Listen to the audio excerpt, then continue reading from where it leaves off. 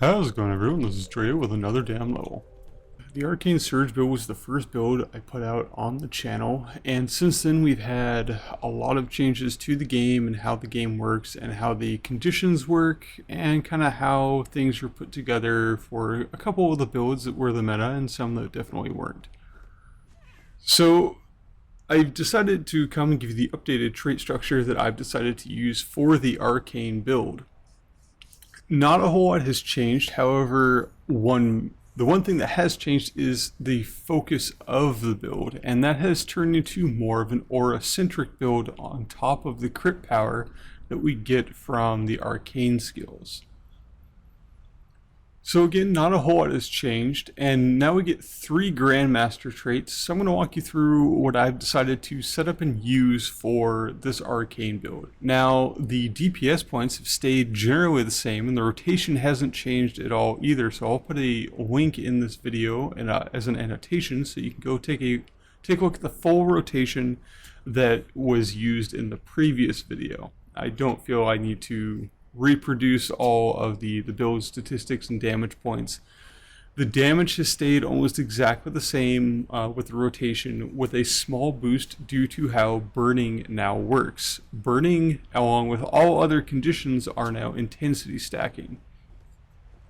This does a lot for our burning damage, and thus why I've gone into fire.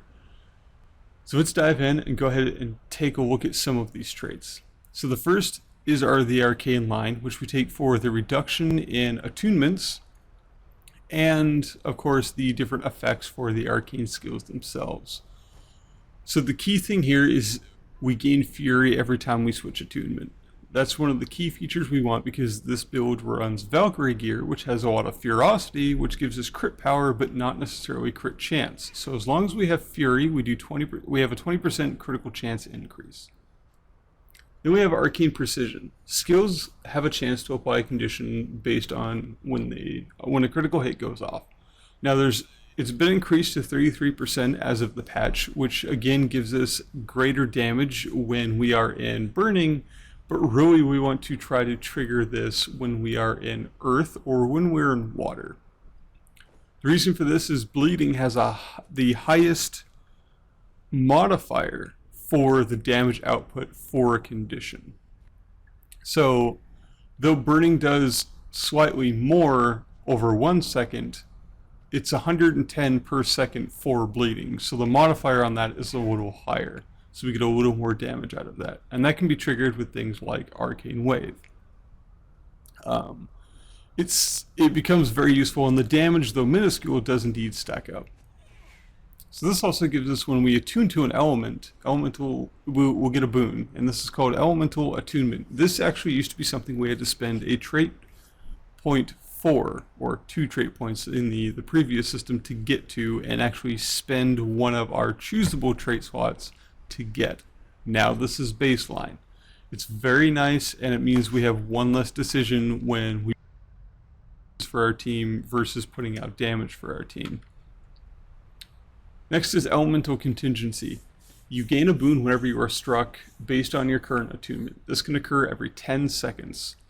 So in fire, it's Retaliation. We get Fury when we're in air, which again, we want that critical strike. Retaliation is also good, but not quite as good because we aren't running a power-centric build. We're running a crit-centric build. Earth with Protection, again, always good. The more damage reduction we have, the longer we stay up. And Vigor is good as well, though not necessarily pertinent to how this build works, as we do not take Arcane Evasion. Next is Elemental Enchantment. Again, it's passive. Boon duration is increased and attunements recharge faster. So the recharge is bumped up to 15%, and the duration of boon increases 10%. So this is good for keeping those stacks of Fury on us longer. Might also as well.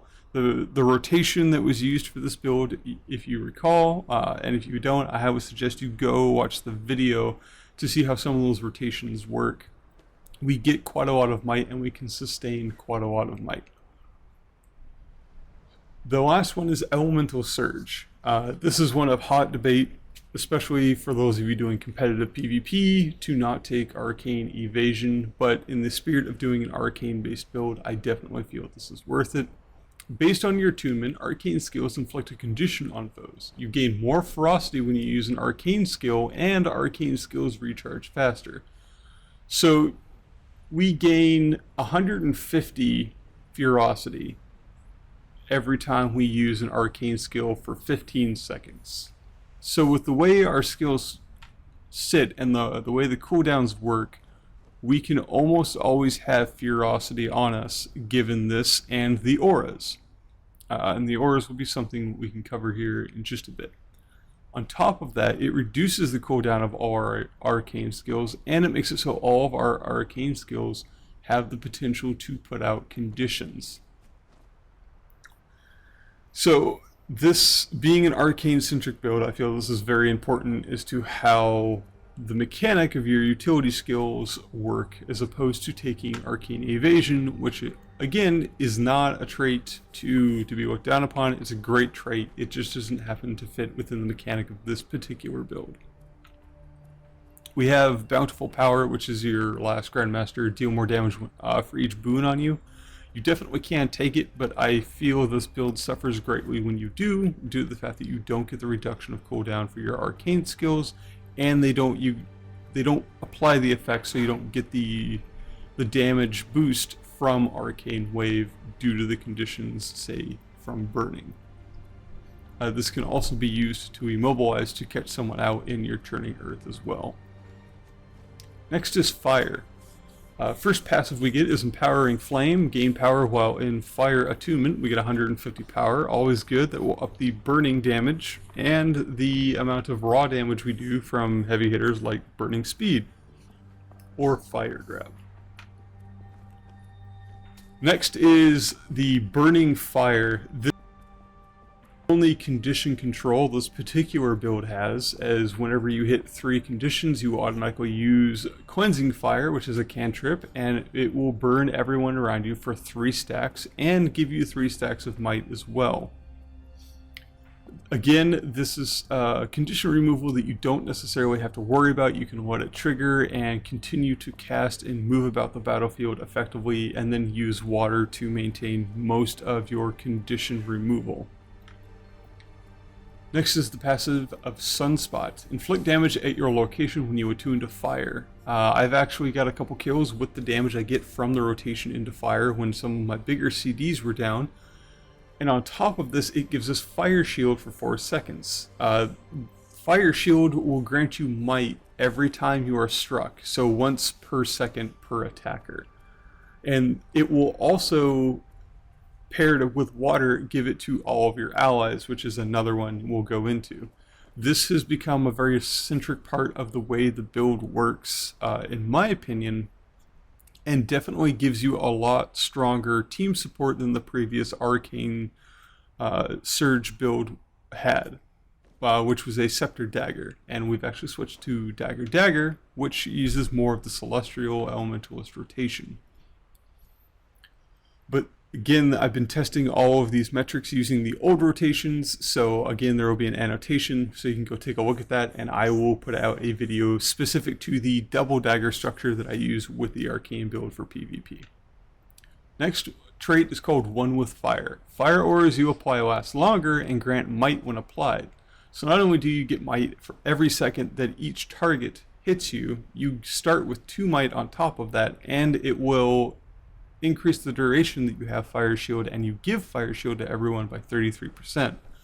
This becomes very powerful, especially in those really heavy team fights where now you can put damage and boons on everyone around you and on your team very easily just by switching to fire. Next is Burning Rage. Deal more damage to burning foes. It shouldn't be very hard to catch someone on fire when you're attuned to fire, especially given the arcane skills that we have right now, with the ability to put burning on everyone in an AoE area with Arcane Wave. On top of the Burning Speed, Ring of Fire, skills like that, and on top of the damage that Fire Aura will also put out. Lastly is Persisting Flames. Executing blast finishers on fire fields grants Fury. Fire fields last longer, and you create a lava font when you go down. Now, I find this very pertinent to the Arcane build because it's all about keeping that Fury on us, giving us that increased crit chance with the Arcane skills, and then carrying heavy, heavy Ferocity for those heavy crits.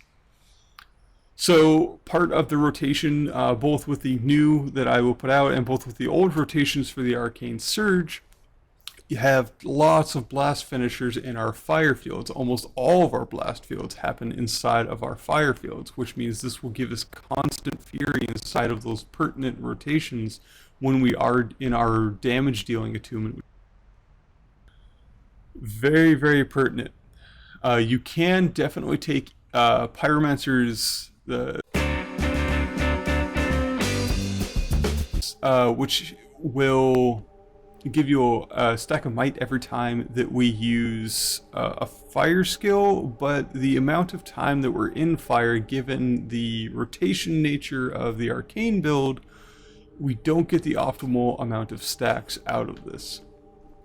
You can also take Blinding Ashes, which is good for damage reduction, which can be okay for team fights, but it won't give you near the usefulness that you get from Persisting Flames. Next is water. So water is how we deal with survivability, and again, further supporting our team as an elementalist, yet still landing those heavy critical hits. So the first passive we get here is Soothing Mist, which we should all be pretty familiar with. When you attune to water, you give just an aura to everyone around you that heals them over time.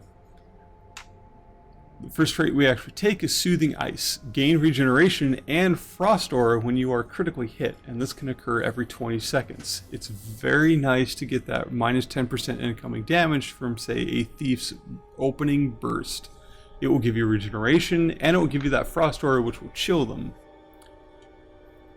Next is the passive of Healing Ripple. Here, heal nearby allies when attuning to water. The heal itself, running Valkyrie gear, isn't too big, but it's still a big enough of a heal to keep everyone up in a team fight, assuming your rotations are going well. Cleansing Wave. Remove a condition from you and your allies when you attune to water. This is further condition control. Though you can switch this out for some other traits.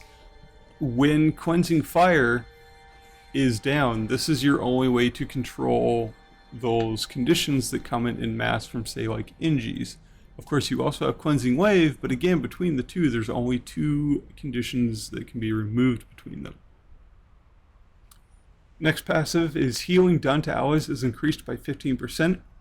Always a nice thing. There's nothing really bad about this, and again, you don't have an option not to take it going into water, so it's just more support and more sustain for you and your team. Next is Powerful Aura.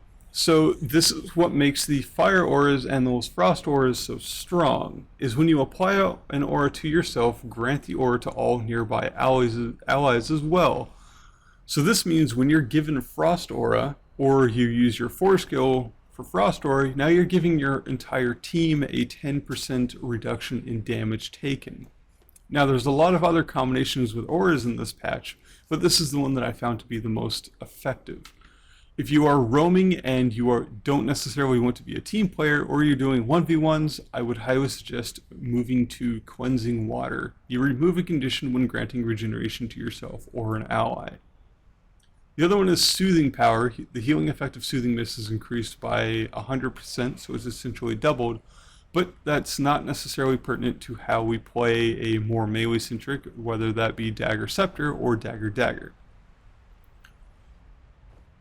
For the Arcane Surge that I've been using, I've still been using the old rotation with Scepter, though I have definitely got a double dagger build down for how we use this in PvP, switching out one of the skills on our utility bar, but still going with the aura-centric for support, yet the high damage from our crits. Again, there will be an annotation at the top of this video, so you can go check out the previous video for all of the steps involving the rotation. There's quite a few of them. If you break it all out, it's a 38-step rotation, but you get loads of damage, crap tons of damage from it. Those numbers haven't changed. They are still very effective. Thank you for watching. Don't forget to subscribe, and I will see you in the next video. For me, just to show this off a little bit and how I like to use it and what it does. The idea behind this build is that we're going to be using almost all glyphs. One of the big fallbacks of using all glyphs though is